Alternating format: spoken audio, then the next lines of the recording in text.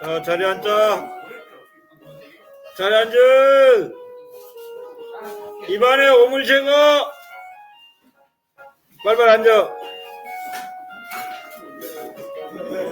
김건모. 건모야. 그만 먹어라. 살찐다.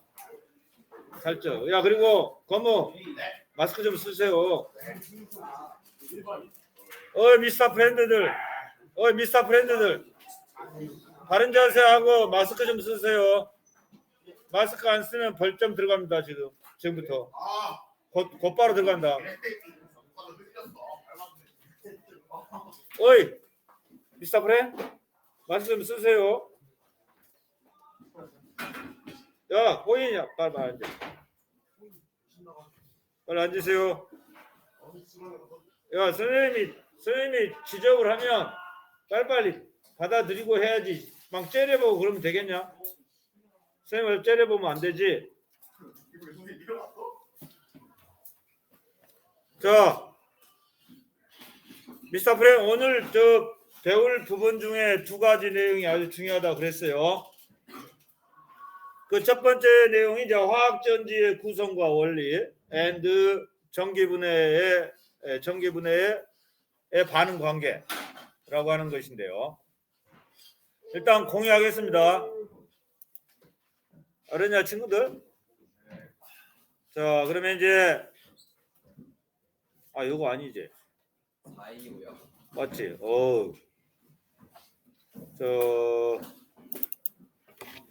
자, 그래서 먼저 화학전지의 구성과 원리부터 먼저 빨리 설명을 할게요.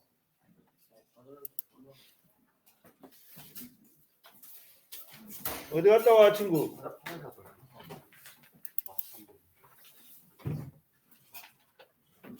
자, 화학전지는 구성을 어떻게 해야지 화학전지가 만들어지냐라고 하는 것이죠. 화학전지는 이와 같은 구성을 이루고 있어야 돼요. PPT 한번 보여줄게요.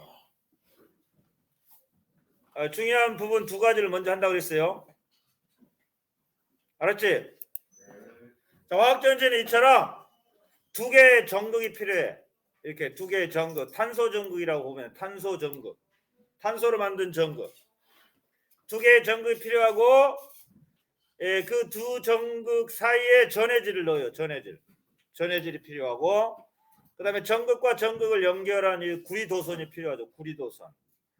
그래서 이제 전자가 이동하냐 안 하냐를 확인하기 위해서 이 꼬마 전구, 리틀 전구를 설치를 해요. 그리고 이제 한쪽은 그 산화가 잘 되는 놈, 또 다른 한쪽은 환원이 잘 되는 놈을 이렇게 불어 넣어줘야 돼요. 그러니까 상대적으로 산화가 잘 되는 놈은 수소가 산화가 잘 되고요. 상대적으로 이 환원이 잘 되는 요 산소는 이렇게 해서 극을 나눠서 분리를 해줘야 된다. 산화가 잘 되는 놈, 환원이 잘 되는 놈을 이렇게 분리를 해줘야 돼요. 그리고 두 개의 전극 사이에 탄소 전극인데 요 사이에 이 전해질을 집어넣어 주고 그다음에 이 전극과 전극 사이를 구리선으로 연결하고 꼬마 전구를 설치를 해야 돼요. 그러면 이제 이 수소는 상대적으로 전자를 잘 내놓거든요. 수소는 전자를 잘 내놔요. 그래서 여기 보시면 요 플러스 4 일렉트론이 요 화살표를 넘어가면 어떻게 쓸 수 있냐 얘들아?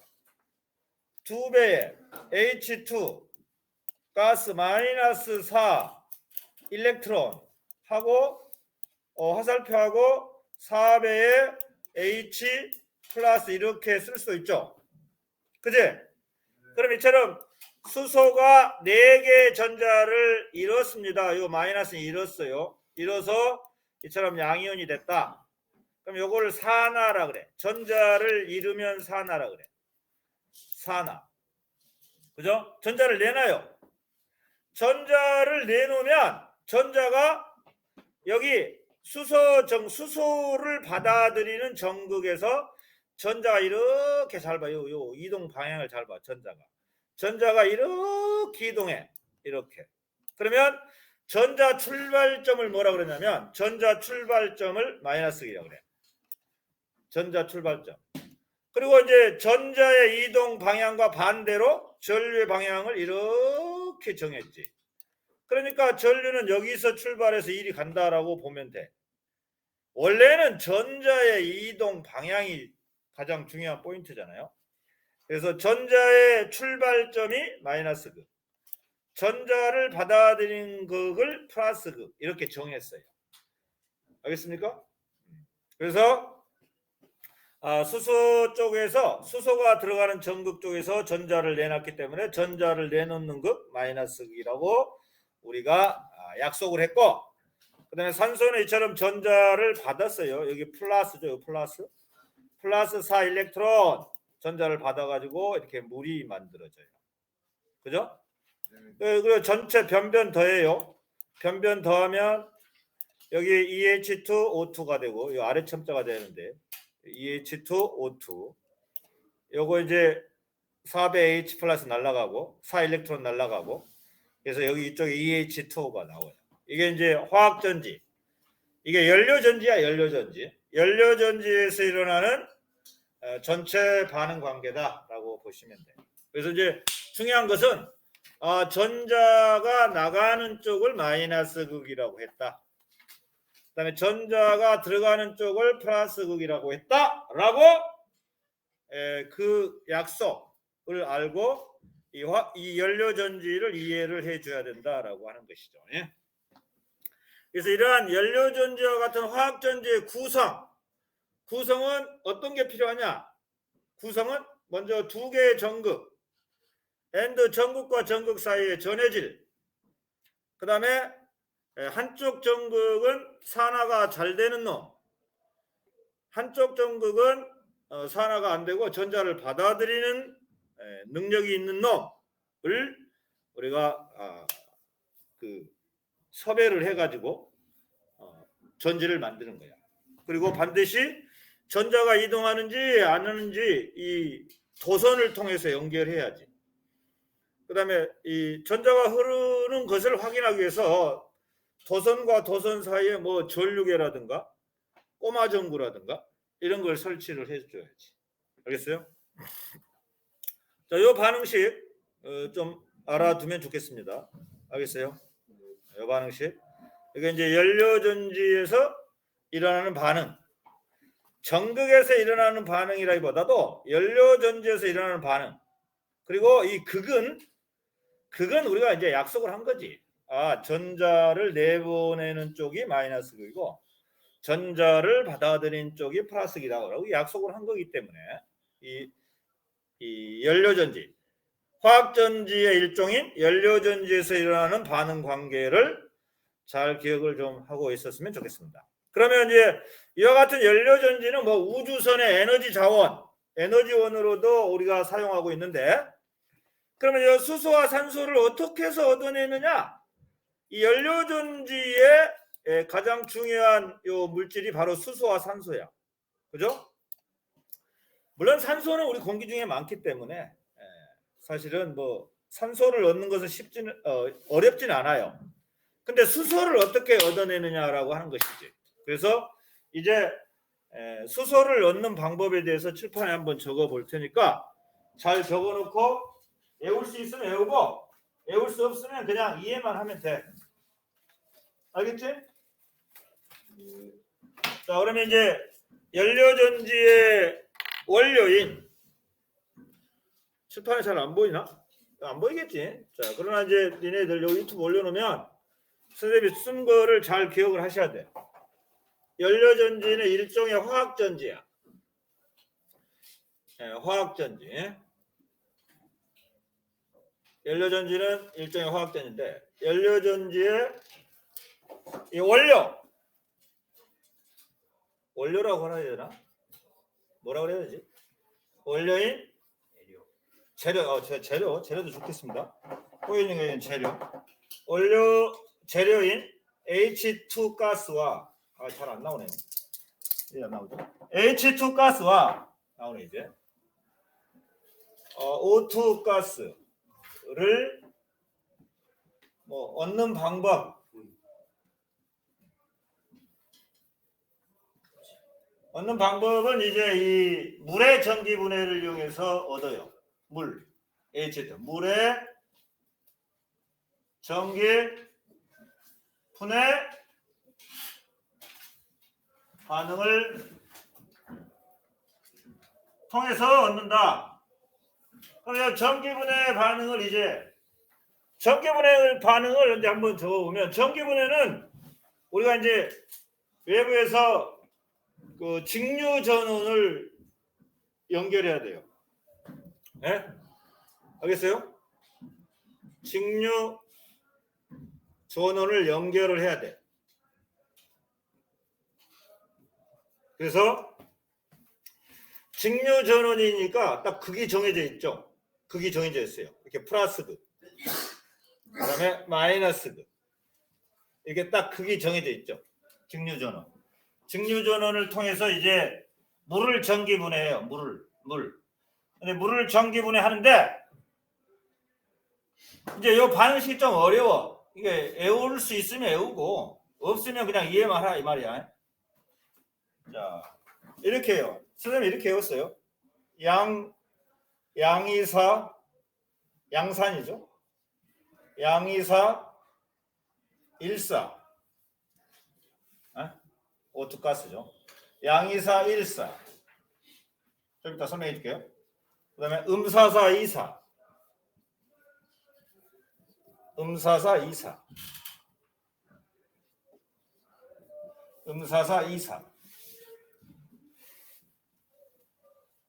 그죠? 이 두 개 변변 더 해볼까? 그래서 이제 그 전기분해 반응의 전체 반응식이 어떻게 되냐? 아까 화학전지에서의 전체 반응식도 있지만 이 전기분해 반응의 전체 반응식도 있죠. 그럼 여기 6배 H2O 날라가고 여기 O2, 2H2 여기 4H, 4OH 합치면 4배 H2O니까 이게 화살표 넘어가면 6에서 4를 빼. 6에서 4를 빼니까 그냥 2배 H2O 쓸 수 있는 거고, 오른쪽에 남는 것은 2배 H2 플러스 O2. 요게 이제 그 전체 반응식이다 라고 이제 보시면 되고요. 자, 어떻게 이제 니네들이 그 반응식 자체를 몰라도 되지만 이해는 이렇게 하고 있어야 돼. 직류 전원의 플러스 극에서는 전자를 잃구나. 그래서 산화 반응이 일어나는구나. 이렇게 알고 있고, 직류 전원의 마이너스 극에서는 4개의 전자를 얻구나. 얻으니까 환원 반응이 일어나는구나. 그래서 이렇게 양이사 일사 양산산, 그 다음에 음환수, 음극에서는 환원 수소기체, 음환수, 양극에서는 산화 양산산, 이렇게 얻어지고, 여기 플러스이니까 이렇게 플러스가 따라가는구나 라고 이해하시고, 여기 마이너스이니까 이쪽에 마이너스가 따라가는구나 라고 알아주시면 되고, 4배 H 플러스가 나오니까 양극은 산성을 띠겠구나. 그 다음에 4배 OH이 나오니까 음극은 염기성을 띠겠구나 라고 이해를 하시면 돼요. 그리고 전체 반응식은 4배 H2O가 넘어가니까 6에서 4를 빼니까 2배 H2O고 여기 2H2O2 이런 식으로 전기분해의 반응식을 쓸 수 있겠구나 라고 이해를 하시면 돼요. 그래서 이와 같이 화학전지의 원료인 재료인 수소하고 산소를 전기분해 반응식을 통해서 얻어가지고 얘네들을 연료전지에 투입을 시켜요. 얘네들이 연료전지의 재료다 라고 생각하시면 돼요. 연료전지의 체력. 그래서 전기분해 직류 전원의 플러스극, 양이사 일사, 양상사, 직류 전원의 마이너스극, 음사사 이사, 음한수. 그리고 플러스는 플러스, 마이너스는 마이너스 따라가는구나 라고 이해를 해주면 좋다 이런 얘기.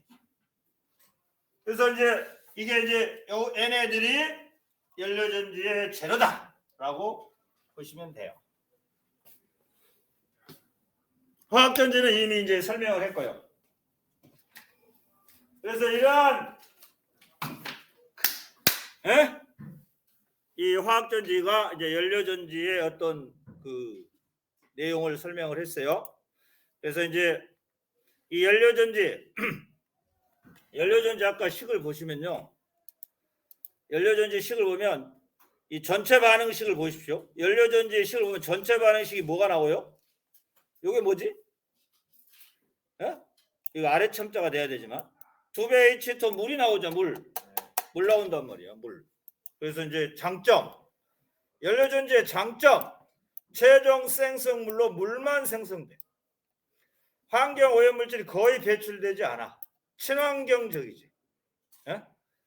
그래서 이러한 연료를 이용해서 우리가 이제 이 전류를 꼬마전구에 불이 들어와. 꼬마전구. 그래서 연료라고 하는 것은 수소하고 산소가 연료지. 수소와 산소가 가지고 있는 에너지를 우리는 화학 에너지라고 그러지.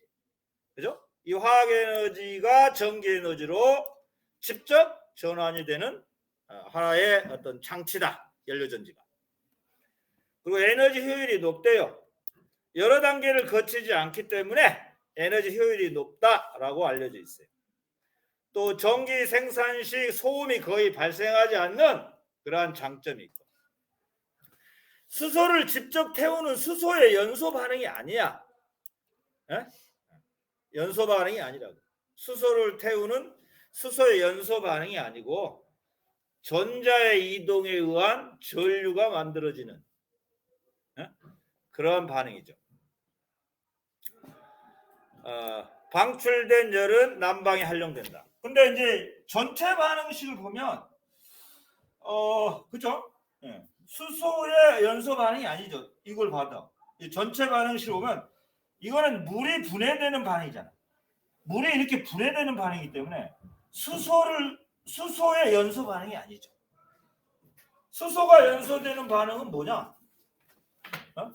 수소가 뭐 반응하지? 수소의 연소 반응은 어떻게 쓸 수 있어? 수소의 연소 반응 어떻게 쓸 수 있냐 이거. 이 수소의 연소 반응 이거 화살표해봐. 그럼 수소가 연소되는 거 2배 H2가 연소돼 산소와 반응해 O2. 그러면 물이 나와 2배 H2O. 그죠? 이게 수소의 연소 반응이지.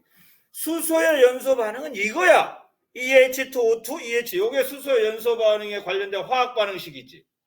근데 지금 보면 연료전지의 최종 반응식을 봐봐. 연료전지의 최종 반응식은 물이 수소하고 산소로 분해되는 거예요. 물이 수소하고 산소로 분해되는 거죠.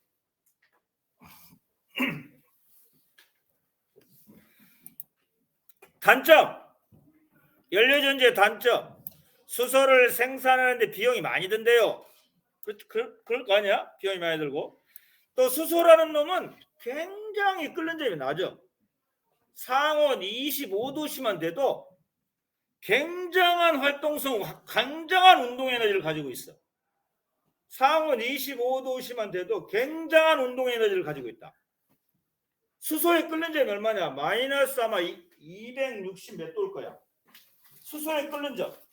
여기 봐라. 수소의 끓는 점이라서. 그럼 여기가 마이너스 200만 60도로 해보자. 마이너스 260도. 그럼 우리가 상온 25도씨가 있다 해보자. 그러면 수소는 요 밑으로는 액체야. 액체. 수소는. 그리고 요 위로는 기체지. 요 위로는 끓는 점이니까. 그죠? 마이너스 260도 이상만 되면 기체 상태야. 그러니까 25도씨는 엄청나게 높은 운동 에너지를 가지고 있죠. 예? 이 기체 분자의 운동 에너지는 어떻게 쓸 수 있는지 아냐? 기체 분자의 운동 에너지는 이렇게 쓸 수 있어. 2분의 3 kT로 쓸 수 있어. 절대 온도를. 이거 기체 분자의 운동 에너지야. 이거 기체 분자의 운동 에너지. 기체 분자의 카이네틱 에너지가 이거 상수고요. 이거 비례상수. 여기는 카이네틱 에너지의 K고, 이건 비례상수고, 이 T는 절대 온도예요. 그러니까 25도씨만 돼도 엄청난 분자 운동 에너지를 가지고 있어. 그러니까 이거를 엄청난 분자 운동 에너지를 가지고 있다. 용기벽을 때리면서 용기에 엄청난 단위 면적당 힘을 가할 수가 있죠. 그러면 용기에 가다 놓잖아. 그 수소기체 압력을 이겨내지 못해. 그래서 이 저장하기도 어렵죠. 끓는 점이 낮아서. 또 폭발하죠. 잘못하면 이제 요놈이 이제 산소와 적당한 온도만 되면 아주 순식간에 그 연소 반응이 일어나서 폭발을 하죠. 생산 및 운송 저장에 고도의 기술이 필요하다, 이런 단점이 있죠. 이러한 단점에도 불구하고 오늘날 이 수소연료 전기 자동차가 있어요. 수소연료로 한 수소자동차. 그래서 그 뭡니까? 앞문 문짝에 보면 H2 이렇게 써져 있는 자동차들이 가끔 있어요. 또 휴대용 전자 제품, 대형 발전장치 등에도 이 연료전지가 이용되고 있다. 연료전지. 그래서 이 수소를 어떻게 저장을 해서 적절하게 산소와 반응시키냐, 요게 관점이지. 이유는 수소에 끓는 점이 정확히는 모르는데 이게 하여튼 마이너스 260도 근처야. 그래서 마이너스 260도만 넘으면 기체돼 버려. 기체. 그러면 상온인 우리 25도씨에서 마이너스 260도하고 25도소 굉장히 높은 온도지. 우리는 25도씨가 그렇게 높은 온도는 아니지만 수소가 생각할 때는 요 25도씨라고 하는 것은 굉장히 높은 온도지. 그래서 엄청난 운동 에너지를 가지게 돼. 엄청난 운동 에너지를 가지니까 용기벽을 강하게 때릴 수가 있어. 그럼 폭발해. 용기가 깨지고. 수송과 저장이 어렵다, 이런 말은 수송과 저장이 어렵다는 것은 이와 같이 끓는 점이 낮기 때문에 그래. 수소에 끓는 점이. 수소에 끓는 점이. 자, 수소 한번 보여줄까? 여기네요. 수소에 끓는 점. 녹는 점, 끓는 점 보십시오. 여기 내가 빨갛게 적어놨죠. 252.9도씨네요. 내가 260도라고 했는데 마이너스 252.9도씨야. 수소에 끓는 점. 그리고 기온은 H고요. 이 H는 불안해요. H는 불안하니까 H2 형태로 존재하죠. H 혼자만 있으면 불안하니까 H2 형태로 존재하고, 그래서 이 H2의 끓는 점이 이렇게 된다라고 보시면 돼요.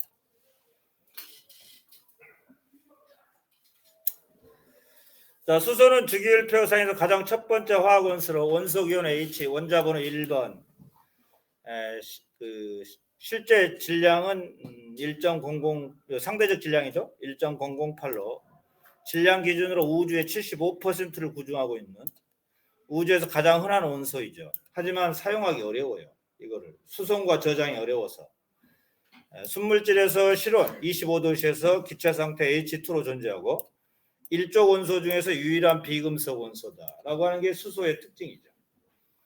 수소를 어떻게 잘 활용하고 운송과 저장을 잘해서 우리가 에너지원으로 사용할 수 있느냐, 자, 이게 가장 큰 관건이지. 자, 이제 다 했습니다.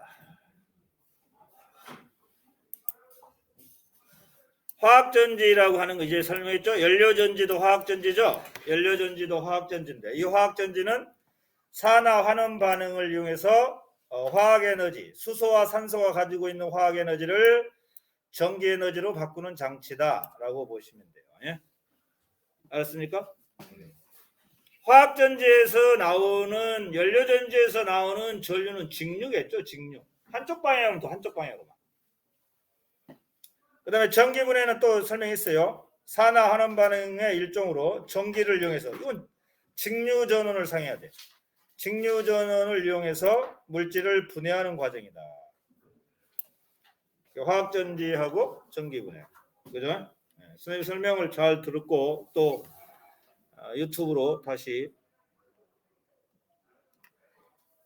들어줘야 됩니다. 자, 그러면 이제 일단 오늘의 학습 목표를 살펴보기 전에 전번에 했던 거 한번 보겠습니다.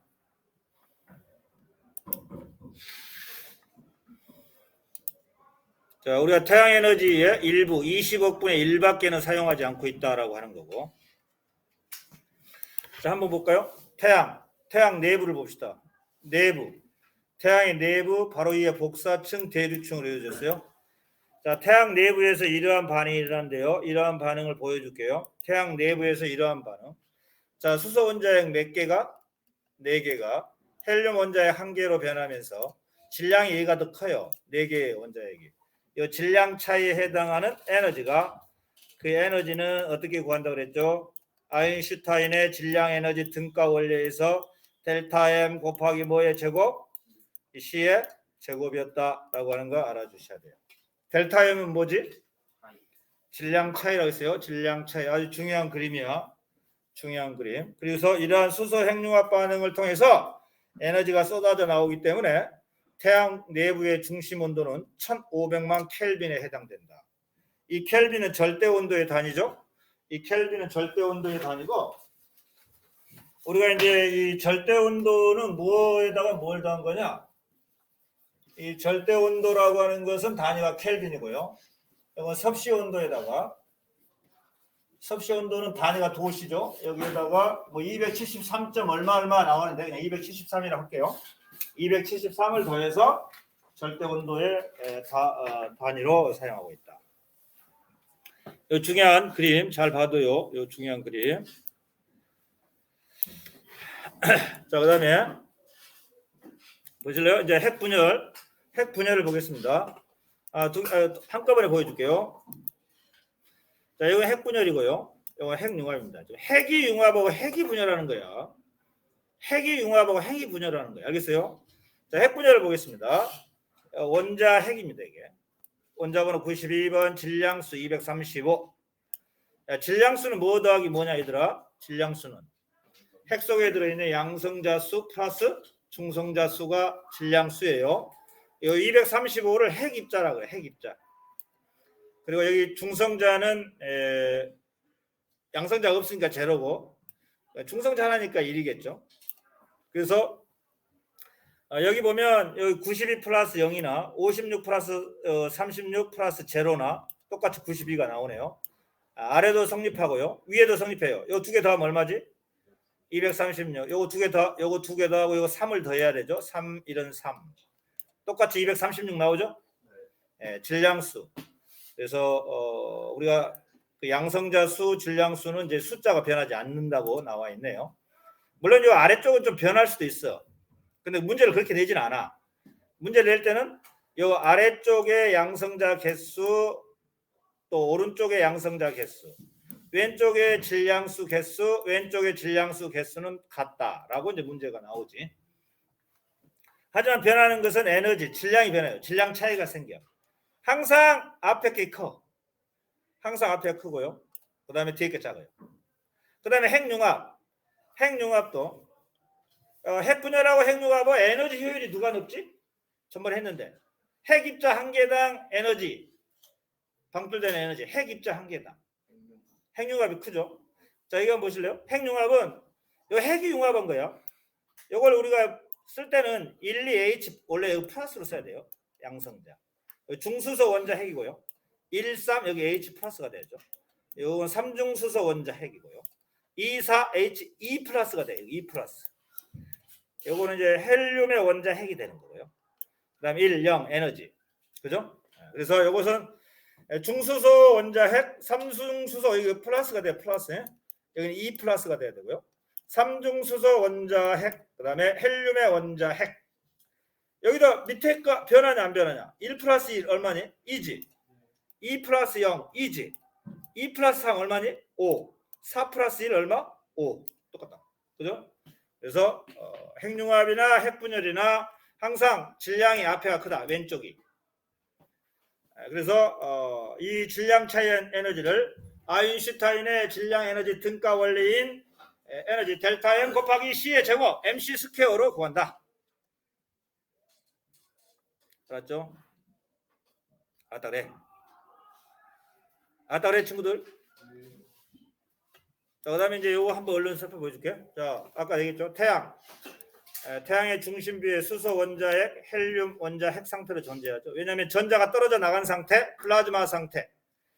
전자가 떨어져 나간 상태, 플라즈마 상태. 내부 온도, 중심부 온도 1500만 켈빈. 자, 내부에 핵이 있고요. 핵이 존재하고 수소 핵융합 반응을 일으킵니다. 그 다음에 여기 바로 위에 복사층이라고 그러고 맨 끝을 대립층이라고 그래요. 자, 4개의 수소 원자핵 4배 H 플러스로 돼야 되는데 여기 E 플러스가 돼야 되고 핵이 융합하니까 4개의 수소 원자핵, 헬륨 원자핵 그러면 E 플러스가 돼요. 여기. 자, 4개의 질량 H 1개의 질량 앞에 게 커요. 델타 M C의 제곱 구한다. 자, 태양 에너지 일부만 지구에 도달한다. 태양 에너지 일부. 태양 에너지 일부는 어느 정도냐? 태양 에너지 전체를 100으로 봤을 때 그 100의 20억 분의 1만 지구에 도달해요. 그래서 여러 가지 에너지 전환 과정을 반복을 할 수 있고 그래서 태양 에너지는 에너지 순환의 근원입니다. 생명 활동 유지에 필요하고 여러 가지 자연 현상을 일으키기도 하죠. 비가 오게 하고 눈이 내리고 하고 이런 자연 현상을 일으키기도 한다. 자, 그럼 에너지 사용 변천은 어떻게 이루어졌느냐? 우리가 원시인들은 태양이나 물, 바람을 직접 이용했죠. 하지만 산업혁명이 이제 시작된 그때부터 우리가 화석연료를 사용하게 됐다. 화석연료를 사용하게 되는데 이 화석연료는 대표적인 게 석탄, 석유, 천연가스가 있고요. 석탄은 식물이 죽어서 만들어진 거고 석유나 천연가스는 미생물이 죽어서 만들어진 것이다. 그리고 석유나 천연가스는 같이 매장되어 있다라고 보시면 돼요. 자, 그러면 이제 우리가 이제 그러한 신재생 에너지가 또 나오게 되는데 신재생 에너지는 신에너지하고 재생 에너지로 구분할 수 있다. 그래서 신에너지는 기존의 화석 연료를 변환시켜 이용하는 에너지로서 3가지가 있다. 3가지만 외워두면 돼. 신에너지는 아까 배웠던 연료전지, 석탄, 액화가스와 가스화라고 하는 에너지가 있고 수소 에너지, 요게 신에너지고 그 다음에 재생에너지는 나머지 거, 요 3개를 제외한 나머지 재생에너지 햇빛, 물, 지열, 강수, 생물, 유기체 등의 에너지를 변환시켜 이용하는 에너지로서 태양광, 태양열, 바이오, 풍력, 수력, 지열, 해양에너지 등 이런 것들이 재생에너지다. 자, 그러면 이러한 신재생에너지의 특징, 기존 화석연료를 변환하여 이용하거나 햇빛, 바다, 바람 등 재생 가능한 에너지를 변화하여 이용한 에너지다. 장점, 자원의 고갈의 염력이 없고 재생할 수 있으며 환경 문제가 거의 없다. 단점, 초기 투자 비용이 많이 든다 라고 하는 단점이 있습니다. 자, 그러면 재생에너지 일종인 바이오 에너지를 살펴보자. 재생에너지 일종인 바이오 에너지의 종류, 바이오가스가 있고요. 바이오가스, 미생물이 분해되어 생산되고요. 바이오 알코올이 있어요. 미생물의 발효에 의해서 생성되고 바이오 디젤이 있어요. 이거는 폐식용유를 알코올과 반응해서 생산하는 걸 바이오 디젤이다. 바이오 에너지의 종류는 이처럼 3종류가 있다라고 판단하시면 되겠습니다. 자, 그러면 우리가 이제 배워야 할 발전 2가지가 있어요. 조력 발전, 파력 발전이 있어요. 조력 발전은 뭐고 파력 발전은 뭔가 살펴보겠습니다. 자, 조력 발전, 밀물과 썰물로 인한 해수면의 높이차가 생기는 것을 이용하죠. 해수면의 높이차를 이용합니다. 들어올 때 나갈 때 발전기 터빈을 돌려가지고 교류 전류를 생산해내죠. 조수간만의 차를 이용하죠. 그래서 조석차가 큰 강하구나 만에 조력발전소를 건설해서 이와 같이 콘크리트 이 기둥을 받고 철근 콘크리트 기둥을 받고 그 설치를 해야 하기 때문에 사실 이 초기 설치 비용이 많이 들죠. 대표적인 우리나라 조력 발전은 저기 서해안에 시화호 조력 발전소가 있어요. 시화호. 밀물과 썰물로 인한 해수면의 높이차가 생기는 것을 이용한다. 알겠어요? 뭐 조류 발전도 있는데 그거는 이제 좀 이따 하고요. 조력 발전. 조력 발전의 장점. 많은 양의 전기를 생산할 수 있어요. 물이 그냥 한꺼번에 샥 왔다가 샥 나가면서 그 위치 에너지 차이가 이제 생기게 되겠죠. 들어갔다 나갔다 하면서 설치 장소가 제한적이죠. 조수간만의 차가 커야 되죠. 그리고 콘크리트, 철근 콘크리트로 기둥을 받고 해야 하기 때문에 건설비가 많이 들고요. 또 이것을 또 설치하다 보면 이 갯벌이 파괴돼요. 해양 생태계가. 그러한 단점이 있죠. 자, 재생에너지의 특징이 뭐냐? 재생에너지는 이런 것을 다시 사용할 수 있다면 햇빛, 물, 지열, 강수, 생물 유기체 등의 에너지를 변환시켜서 이용하는 에너지가 재생에너지야. 이걸 변환시키면서 얻는 에너지. 햇빛, 물, 지열, 강수, 생물 유기체 등의 에너지를 변환시켜 이용하는 에너지. 대표적인 게 바이오 에너지. 그죠? 태양광 발전, 태양열 발전. 햇빛을 이용한 거잖아. 그죠? 물을 이용하는 것. 조력 발전. 그죠? 이런 것도 있죠. 지열을 이용하는 것. 뭐 지열 발전소. 이런 것들이 있죠. 단점까지 했고요. 자, 마지막 파력 발전이 있어요. 파력. 파자가 무슨 파자냐 이거? 물결 파자죠. 력, 힘력자죠. 파도의 운동을 이용해서 전기 에너지를 생산하는 발전인데 교류 발전입니다. 교류. 약간 조력 발전하고 비슷하긴 해요. 그런데 여기는 이제 완전히 육지하고 좀 접해 있어야 돼요. 육지하고 접해 있어야 되고, 그 다음에 이제 조력은 바다 한가운데에도 설치할 수 있죠. 조수 간만의 차만 크면 돼요. 이 파력 발전은 파도가 치잖아요. 해수면이 상승하고 하강은 생길 때 이 공기의 흐름을 이용한대요. 공기의 흐름을 이용해서 이 발전기 여기 터빈을 돌리죠. 터빈을 돌리면 공기가 이제 발전기를 돌리게 되죠. 터빈이 돌아가면서 발전기가 돌아가. 교류 발전기가 교류 전기가 나오게 되지. 파도가 밀려오죠. 수면이 높아지죠. 공기가 압축되고 팽창하면서 터빈을 돌리죠. 이 공기의 흐름을 이용하는 게 파력 발전이다 라고 보시면 되겠어요. 조수간만의 차를 이용하는 것은 조력 발전이고, 이 공기 발전기 안에서 이 공기가 압축되면서 터빈을 돌리면서 교류 전기를 만들어내는 거다라고 알아주시면 되겠고요. 이 파력 발전의 장점, 조력 발전보다는 소규모로 개발할 수 있고, 또 우리가 육지에 바로 근접한 곳에 설치를 할 수 있잖아요. 육지, 그러니까 방파제로도 활용할 수 있죠. 자원이 고갈이 안 되고 이산화탄소 배출이 되지 않습니다. 단점, 이 파도가 약해지면 발전량이 적어지겠지. 왜냐하면 공기 압축 팽창이 잘 안 일어나죠. 그래서 이러한 설치 장소 제한적이고, 또 갯벌도 파괴되잖아요. 왜냐하면 육지와 접해 있는 갯벌. 또 초기 건설 비용도 많이 들어요. 왜냐하면 이 철근 콘크리트로 강하게 고정을 하고 설치를 해야 되기 때문에 비용도 많이 들고.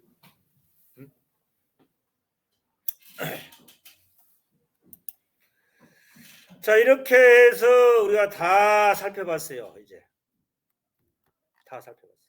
아, 이런 거 하나 있구나. 아, 여기 있구나. 자, 우리가 이제 에너지의 전환이죠. 에너지의 전환. 이 태양의 빛에너지를 전기에너지로 바꾸는 장치는 태양의 빛에너지를 이용해서 전기를 만들어낼 수 있는 그러한 장치가 있죠. 태양전지가 있죠. 그 다음에 전기에너지를 이용해서 빛에너지로 바꿀 수 있는 부품은 형광등이 있죠. 그죠? 맞지?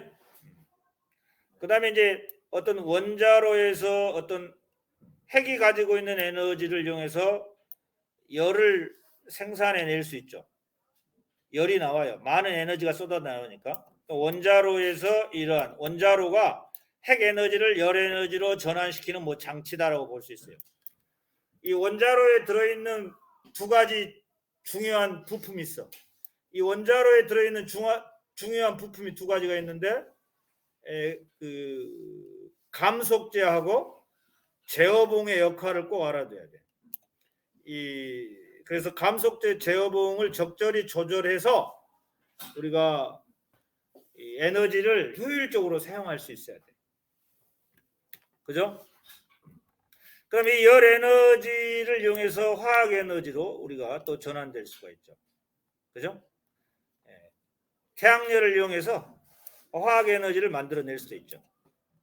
예? 그 다음에 또 여기 전기 아까 배웠죠.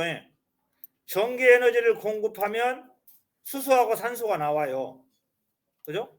이 전기분해라고 하는 장치가 전기 에너지 직류 전원을 사용해서 수소와 산소를 만들어내죠. 그죠? 전기 에너지가 화학 에너지로 전환되는 장치고, 반면에 이 물질이 가지고 있는 에너지를 우리가 전기 에너지로 만들어낼 수 있죠. 이 건전지 같은 경우. 그래서 이 에너지는 이렇게 순환이 될 수 있다. 순환. 에너지 순환의 어떤 과정을 한번 보여줬습니다. 교과서에도 있는지 모르겠다. 이 그림이 있어요? 좀 봐주면 좋겠습니다. 아까 연료전지 다 설명했어요. 핵 분열 발전, 이건 핵 분열 발전이죠. 느린 중성자를 우리가 충돌시켜야 되죠. 중성자가 많아지면 감속제로 흑연과 물을 사용하죠. 이 감속제, 감속제로 흑연과 물. 그 다음에 제어봉은 카드뮴과 붕소. 제어봉과 원자로 안에서의 그 감속제는 흑연과 물이고, 원자로 안에서 제어봉 역할을 하는 것은 카드뮴과 붕소다. 두 가지 꼭 기억을 했다. 우라늄 핵분열 발전의 장점, CO2 발생하지 않고 에너지 효율이 높대요. 단점, 우라늄이 고갈돼요. 또 폐기물 처리 비용이 많이 들고, 방사능 유출 위험이 있고, 이 해수 온도가 높아질 수가 있어요. 우리가 이 물을 사용하잖아요. 물 감속제로. 그러면 이 물이 엄청 뜨거워져요. 뜨거워진 물이 이제 바다로 들어가잖아요. 그럼 해수 온도가 상승하면 해수에 있는 산소가 용존 산소량이 줄어들죠. 그 물고기가 살 수 없지. 아까 연료전지도 설명했기 때문에 끝내기로 할게요. 자, 그다음에 이제 이런 거 한번 보여주겠어요. 우리가 지속 가능한 친환경 에너지 도시를 설계해야만이 깨끗한 환경에서 우리 후손들도 잘 살아갈 수 있어요. 이런 친환경 에너지 도시로 유명한 도시가 어디냐? 영국의 배드제드라는 타운이죠. 이 배드제드라는 타운은 2002년에 조성된 녹색 도시죠. 그러면 이 배드제드는 어떤 그 모습을 갖추고 있어야 돼? 이런 모습을 갖추고 있어야 돼. 배드제드 타운은 이러한 영국의 배드제드라는 그 도시는 이러한 설비들을 갖추고 있어야만이 친환경 에너지 도시라고 볼 수 있어. 친환경 에너지 도시는 이러한 설비를 가지고 있어. 바다 근처에 파력 발전소를 반드시 설치를 해야 되죠. 또 태양광 발전소를 또 설치를 해야죠. 또 전기 에너지를 전기 충전소도 충전해야죠. 또 산에는 이런 풍력 발전소도 설치를 해야죠. 또 자전거도 있어야 되고요.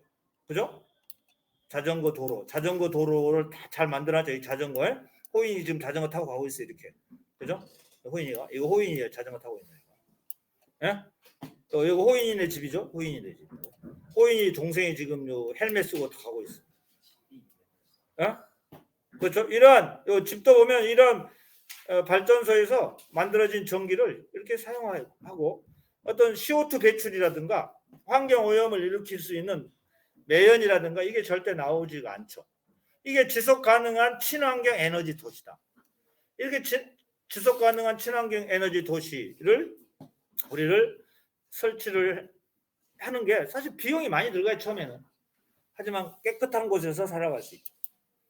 여기 이제 영국의 배드제드 타운이죠. 여기 위에 있는 게 이게 풍력 발전인가 봐요. 풍력 발전. 예? 쭉 이렇게 연결돼 있어요. 그리고 뭐 유리창도 굉장히 보면 태양광도 설치되어 있고요. 예? 또 앞에 여기 녹색 정원도 있고. 그죠? 친환경 에너지 도시의 특징이 뭐냐? 도시에서 필요한 에너지를 외부에서 공급받지 않고 자립적으로 공급해요. 에너지를 효율적으로 사용하기 위한 건축물 관리, 교통 시스템 등이 구축되어 있으며 이산화탄소 배출을 최소화하기 위한 시스템이 구축되어 있는 도시. 예를 들면 영국의 배드제드, 화석연료를 사지 않도록 2002년에 조성된 녹색 도시다. 영국의 배드제드, 녹색 도시. 됐냐? 자, 이제 5분 남았어요. 조력 발전. 밀물과 썰물 때 생기는 해수면 높이차를 이용해서 전기에너지를 생산해요. 우리나라의 서해안은 크고 작은 많이 발달되어 있고 밀물과 썰물 때 해수면 높이차 크므로 조력 발전하기에 적합하다. 시와오 예를 들은 거야. 여기 이제 조력 발전을 이렇게 봤네요. 밀물시에는 해수면 높이가 저수지가 높기 때문에 바닷물이 들어오면 터빈을 돌리게 되어 전기가 발생하고 썰물시에는 그 반대 원리로 전기가 발생한다. 이 조력 발전의 이런 그 설치를 보시면 되겠습니다. 이거 조력 발전이죠. 그죠? 물이 차는 동안에는 터빈이 가동되지 않고요. 이렇게 터빈이 가동되면서 전기가 발생해요. 물이 터빈 쪽으로 통과하도록 수문이 닫히고, 예? 수문을 통해 물이 들어오고, 물이 차는 동안에는 터빈이 가동되지 않고, 예? 그죠? 뭐 이런 것이죠. 하여튼 뭐 원리는 이 물이 들어오고 나오면서, 예? 뭐 보면은 좀 어렵네요. 터빈 수문이 폐쇄되네요. 그리고 물이 터빈 쪽으로 통과해서 수문이 닫히고요. 바다하고 여기 뭐 육지 같은데 밀물 썰문 한번 봐주면 되겠어요. 슬쩍.